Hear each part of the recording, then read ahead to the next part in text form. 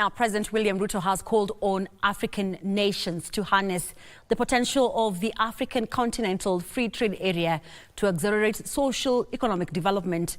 Ruto says in the face of growing geopolitical tensions around the world, intra-Africa trade remains the most viable option to drive growth on the continent. The president spoke during the opening of the Africa Chamber of Commerce and Industry Conference for Africa in Nairobi. The African Continental Free Trade Area, AfCFTA, which connects 54 African nations, seeks to create a market of over 1.3 billion people with a combined GDP of more than $3.4 trillion. President William Ruto says the African Continental Free Trade Area, AfCFTA, presents an opportunity for African countries to strengthen intra-continental trade, create jobs and stimulate sustainable economic development. With the global landscape increasingly becoming shaky due to geopolitical uncertainties, Ruto urged African nations to unite and capitalize on the trade bloc's potential to reduce dependency on external markets.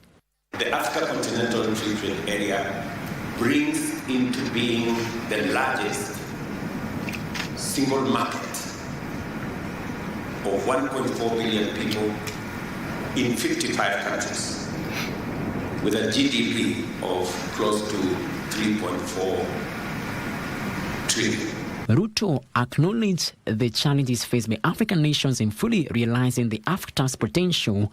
He called for stronger infrastructure development, improved trade facilitation, and the removal of non-tariff barriers that hinder the free movement of goods and services across the continent. The expansion of modern transport and communication infrastructure also shows that we are preparing for a predictable and prosperous future.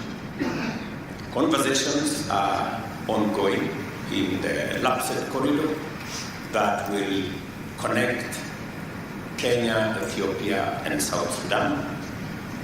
The first almost 700 kilometers of road is being constructed.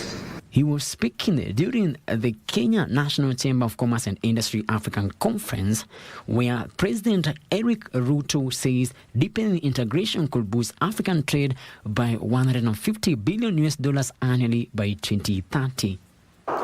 The government has urged business leaders and players in the business sector to utilize the potential and the impact of the Africa Continental Free Trade Area in a bid to spur economic growth, even as the government continues implementing strategies aimed at revitalizing Kenya's economy.